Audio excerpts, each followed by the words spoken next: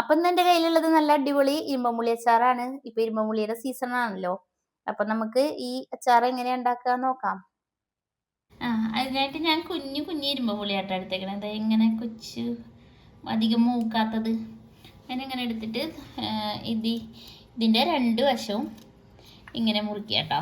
പിന്നെ ഇത് കഷ്ണാക്കണമൊന്നുമില്ല, ഞാൻ ഇങ്ങനെ ഇങ്ങനെ മുറിച്ചെടുത്താൽ മതി. കുഞ്ഞീതല്ലേ, അതുകൊണ്ട് ഇതെന്താ കുഞ്ഞീത് എടുക്കണമെന്ന് വെച്ച് കഴിഞ്ഞാൽ അധികം ഉടയില്ല. നല്ല മൂത്തതാണെങ്കിൽ ഇതിങ്ങനെ ഉടഞ്ഞു പോവും കുറച്ച് ദിവസം ഇരിക്കുമ്പോഴത്തേക്കും. അതുകൊണ്ടാണ് ഞാനിങ്ങനെ മൂക്കാത്തത് എടുത്തത് കേട്ടോ. ഇതാകുമ്പോൾ നല്ല കറുകറുന്ന് ഇങ്ങനെ കടിക്കാൻ പറ്റും. ഇതിനെല്ലാതിനെയും ഇങ്ങനെ തലയും വാലും കളഞ്ഞിട്ട് എടുക്കാം കേട്ടോ. എല്ലാം ഞാനിങ്ങനെ വാലും തുമ്പും ചെത്തിയെടുത്തിട്ടുണ്ട്. എന്നിട്ട് നമുക്ക് ചെറു ചൂടുവെള്ളം ഇതിലൊന്ന് ഒഴിച്ചു കൊടുക്കാം കേട്ടോ. എന്നിട്ടൊരു 2 സെക്കൻഡ് ഇങ്ങനെ വെക്കാം, ചെറുതായി ഒന്ന് നിറം മാറണ വരെ കേട്ടോ. അപ്പോൾ അത് ഞാൻ കുറച്ച് നേരം ഒന്ന് ചൂടുവെള്ളത്തിൽ ഇട്ട് വെച്ചിട്ടുണ്ട് കേട്ടോ. അതിൻ്റെ ആ ഒരു കറയുടെ ഒരു ടേസ്റ്റ് ഉണ്ടാവില്ലേ, അതൊന്ന് പോവാൻ വേണ്ടിയിട്ടാണേ.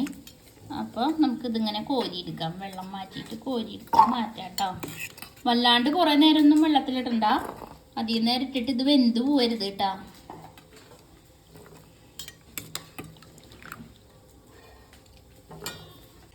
പിന്നെ ആ സമയം കൊണ്ട് ഞാൻ കുറച്ച് വെളുത്തുള്ളിയും കുറച്ച് ഇഞ്ചിയും പിന്നെ കറിവേപ്പില പച്ചമുളകും നുറുക്കിയെടുത്തിട്ടുണ്ട് കേട്ടോ.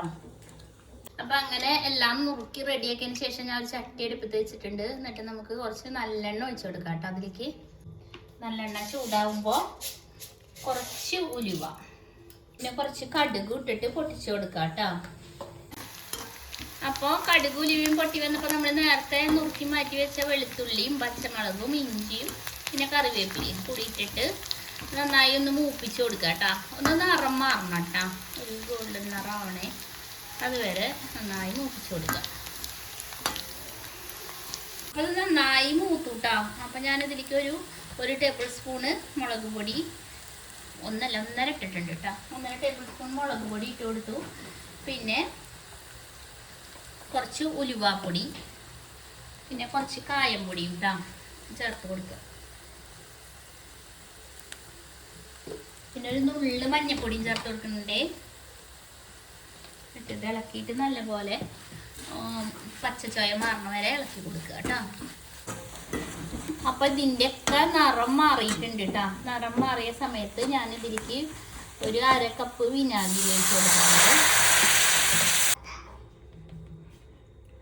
പിന്നെ ഞാൻ അതിലേക്ക് ഒരു ടേബിൾ സ്പൂൺ ഉപ്പിട്ട് കൊടുത്തു. പിന്നെ ഉപ്പൊക്കെ നമുക്ക് പാകത്തിന് പിന്നെ നമ്മൾ നോക്കിയിട്ട് ഇടണം കേട്ടോ.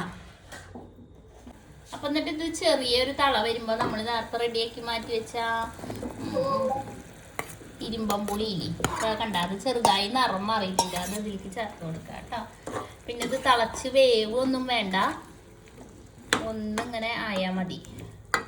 അത് കഴിഞ്ഞാൽ നമുക്ക് തീ ഓഫ് ചെയ്ത് കൊടുക്കാം.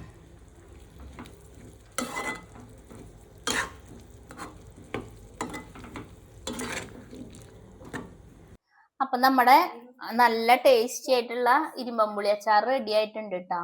ഇത് നമുക്ക് ചൂടാറുമ്പോ ഒരു കുപ്പിയിലാക്കി വെച്ചാൽ ഒരാഴ്ച ഇത് ഇരിക്കണം കേട്ടോ. എന്നാലാണ് ഇതിന്റെ കറക്റ്റ് ടേസ്റ്റ് വരുള്ളൂ. കാരണം എന്താ വെച്ചാൽ നമ്മളിത് മുറിച്ചിട്ടില്ലല്ലോ, അതിന്റെ ഉള്ളിലൊക്കെ ഉപ്പും മുളകും പിടിക്കുമ്പോഴാണ് നല്ല ടേസ്റ്റ് വരുള്ളൂ. അപ്പോൾ ഒരാഴ്ച കഴിഞ്ഞിട്ട് നമുക്ക് ഇത് ഉപയോഗിച്ച് തുടങ്ങാം കേട്ടോ.